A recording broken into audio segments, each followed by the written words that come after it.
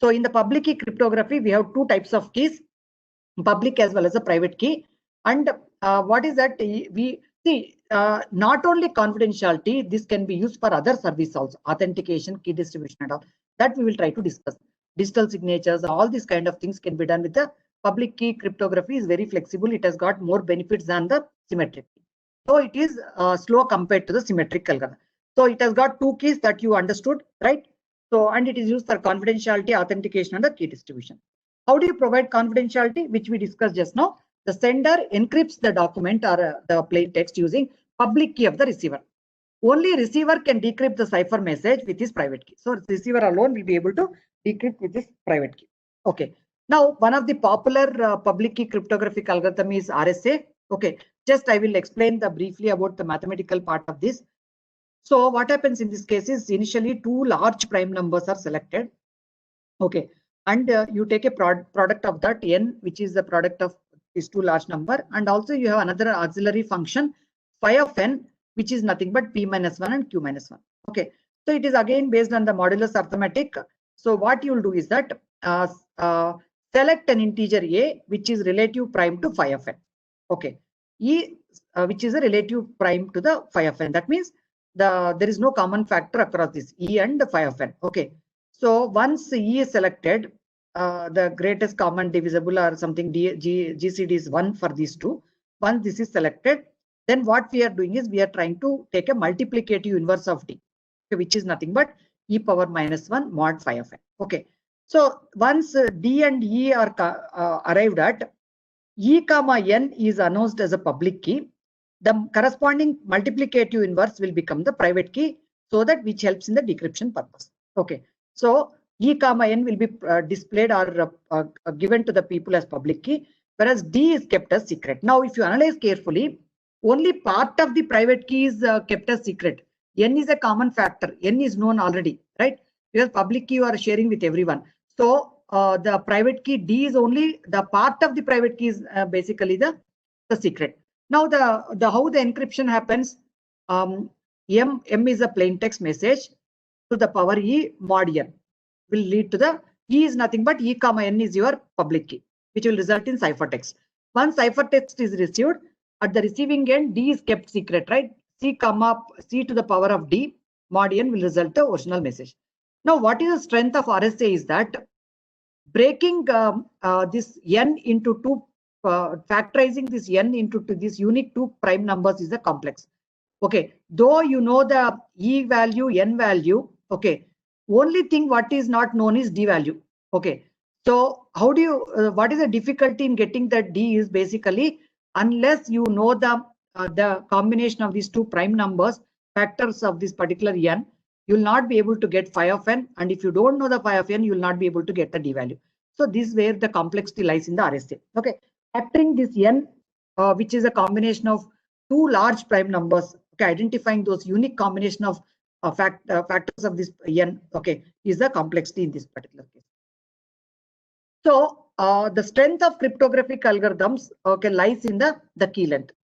Okay, key length plays a vital role in cryptography. Key can be broken by brute force attack. That means trying to identify all combinations. For 32-bit key, maximum possible combinations is 2 per 32. Okay, so within no time, if you have a reasonably like good workstation, you can within no time you will be able to generate that. So the key size is very, very crucial. Symmetric algorithm key size currently used are 256 bits and above. Okay, you understood? You see, this is very important. Though we are not going to design the algorithms and other things, whenever you use the systems, we need to look at the length of the key length. So you can notice, you go to the ICICI bank site and all your communication is secured with 256-bit keys like that. They mention in that. So this just gives the confidence to the customers. Public key algorithm require a little bit larger key sizes when compared to the symmetric key algorithms. The reason is part of the private key is already known. Okay, you saw in the previous slide e comma n, d comma n. E comma n is published, d comma n is already there part of this. So d is only part of the private key has to be. So for that reason, generally the public key key lengths are larger. Okay, 2048 bits and above are more safer in case of the public key algorithms. Okay, so we discussed about how we can provide confidentiality by using public key algorithm in the previous slide, where what we are trying to do is that the sender can try to encrypt with the receiver's public key, so that receiver alone will be able to decrypt with the private key. So no one else will be able to see the communication. Okay, but this is more flexible. These public key algorithms are more flexible compared to the symmetric. They will also help you to authenticate the sender. Okay, whether it is really coming from this particular person or not. Okay, I can verify the authenticity of the sender by using the same type of public key cryptographic algorithms, especially in computing the digital signatures. That we will try to understand now. Okay, so what is that? By encrypting the initial message with the private key, I think there was some kind of okay, we'll come back to that. Okay, so why the others will not be able to do or something like that was the question. See, others will not be able to do in this particular case is that, see, when I say I'm encrypting, I gave an example. Lakshmi is trying to send it to Naresh. Okay, so Naresh has a public private key pair. Okay, so Naresh public private key pair, if a public key component of the key pair is used for encryption, through private key you will be able to decrypt. Okay, for that reason what I am doing, Lakshmi will be encrypting with the public key of Naresh, which is available with me because it is already shared by Naresh. Okay, so for that reason I will encrypt with the public key of Naresh and send it. See, though if other people like Murthy or some other people try to intercept the communication, they will not be able to get back the original message because it can be decrypted only with the corresponding private key. Okay, which is available only with the Naresh. So that is the reason Naresh alone will be able to do it. Okay, so this is about the this thing. Now coming to this particular thing, how authenticity is provided. Okay, so what happened is now let us say Naresh is expecting some communication from me. He is expecting some document from me. See, more than confidentiality, what he is looking for is that he want to make sure that whether it is Lakshmi only sending this document or not. Okay, it may happen that someone may try to behave like Lakshmi and then try to send the communication. He need to have a proof that whether it is initiated only by Lakshmi or not. Okay, for that what can be done is the sender can utilize the private key for doing this encryption or something, some kind of thing can be done at the sender end, so that that item can be used to prove whether it is really initiated by Lakshmi or not, because private component at the sender end will be available only with that entity, not with anyone else. Okay, so by using the private key of the sender or a owner, we'll be able to verify whether it is coming from the same person or not. We'll try to come back to this particular thing, how the authentication and all is done in the digital signatures by using the public key algorithms. Okay, and see, in the previous slide, in the previous slides, no, especially while we were discussing about a symmetric key algorithm, what we told is that one limitation with the symmetric key algorithm is that securing the key distribution is the problem. How do we share the secret key with the other end? Okay, but the advantage with the symmetric key algorithms is that they are very secure. They are fast compared to public key algorithms. So I want to depend only on symmetric key algorithm for bulk transmission, but my limitation is sharing the key. So for that reason, normally what we do is that we use a combination. Okay, so I will depend on public key algorithm for sharing the session key or secret key with the other end. Once the secret key is established across the two ends, then I will depend on the symmetric or secret key for transmitting the bulk encryption. Okay, so what will is session key is actually the data which I want to move to the other end.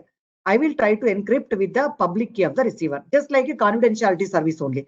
But I'm using it for the key exchange in the symmetric key algorithm. Okay, once the session key is established, okay, session key would be encrypted. Because it's a small component, we are not worried much about the speed of this. But flexibility is important. There is no key distribution option in the symmetric key. For that, I am depending on this. Once the session key is set up across these two, then actually the sender can try to use this, sender and receiver can use this particular key for encrypting the bulk data using the symmetric key algorithm. Okay, so that is the reason normally we use a combination of these two. So one of the popular, the public key algorithm which is used for key management is a Diffie-Hellman key exchange. Okay, so I want to set up a secret key across two different ends by having some public component and by having some private component. Okay, so it enables two users to exchange a secret key securely that can be used for subsequent encryption of messages. Okay, so which can be used. So Diffie-Hellman, how it is going to work is there is a prime number and it's called as a primitive root and a generator. What is this generator? Is generator or primitive root A is that? So if you look at A power some number which is less than this prime number, modulus the prime number, no, it will always lead a unique set of numbers falling in the range 1 to -1 in some permutation. Okay, so that is the basics of mathematics. This principle is used in this particular case. So just have a look at it. Okay, with the graphics, we'll try to explain this. So Diffie-Hellman key exchange, how it is going to work is that two users, user A and user B, okay, they initially agree upon this primitive root, prime number P and primitive root or alpha or generator, we call it as. These two are initially agreed upon between the two. Okay, it may be passing through the unsecure channel also. Okay, later each one of these users will try to generate a local private value. X is local to user A. It is known locally generated random number. It will not be shared with anyone else. Similarly, Y is generated by user B. Okay. By using all these three components, we want to establish a shared secret key across the two. Okay. Okay. So how it is done, we will try to understand here. How this is done, we will try to understand this particular thing. So how it is done is that, just have a look at it. See, now in the public key cryptographic algorithm, we have something public key which is shared and there is something private which is kept as secret, right? Now we are computing the public key. What is that public key computed by A is that PK1 is a private public key computed. Just see the generator or primitive root to the power this local secret value, random value X mod P. Okay, private value X is a private, alpha power X mod P is a public key. So you end up with PK1 value. Similarly, user B also generates locally the public key to be shared with user A by using both initially shared values and also the private local value, alpha power Y mod P, which results in PK2. Okay. Now each one of these users will share PK1 and PK2 across the other end. Now, once the PK1 is received by user B, just have a look at this. PK1 is received by user B. One more time, the modulus operation is done. PK1 to the power Y mod P. See, if you analyze what is PK1, alpha power X mod P is a PK1. To the whole Y mod P is the operation done at this particular end. So if you analyze, it is something like alpha XY mod P is the resultant value. Okay, alpha X mod P to the whole power Y mod P is the thing, which is all equivalent to alpha power XY mod P. Similarly, when PK2 is received by this particular user A, okay, PK2 is nothing but alpha to the pi. So PK2 to the power X mod P. Okay, so what happened? PK2 is nothing but alpha power Y mod P, alpha XY mod P. Okay, so this is result. If you analyze carefully, we are sharing PK1, we are sharing PK2 public information. By using public information, can't we extract X and Y? No, yeah, I'll come back to that. There is a question, can't we extract X and Y from public key? I'll get back to that. Okay, first we'll complete this. So PK2 to the power X mod P, XY mod P we are getting. Similarly, PK1 minus. See, if you look at it, the final value, whatever we are getting here is same. Okay, alpha XY mod P, which is results in at user A and user B. With this is nothing but your shared secret key. Okay, now the question is, if someone tries to capture the information, okay, does the man in the middle and gets the information, is it not possible to get alpha XY mod P? Now analyze, let us analyze. What are the things which you can get it from the wire or channel? P you may get, alpha you may get, PK1 and PK2. These are the four components you may get it from the wire or channel, right? Now let us assume, okay, PK1 you got it. Okay, alpha and P. Okay, now what is required in order to compute alpha XY mod P? Okay, if I want to compute alpha XY, I should get either X or Y. That is important. Now, when you have PK1 or PK2, getting X or Y is the toughest thing in this particular Diffie-Hellman, which is based on the discrete logarithms problem. Okay, so now if you look at it, PK1 is equal to alpha X mod P. Though you know PK1, alpha and P, getting X is the toughest thing. This is based on the discrete logarithms problem. Okay, same thing is in this case. Okay, So that is the complexity lies in the Diffie-Hellman algorithm. Okay. Hope you got this particular thing. So this is one of present protocols. You internally use the Diffie-Hellman key exchange.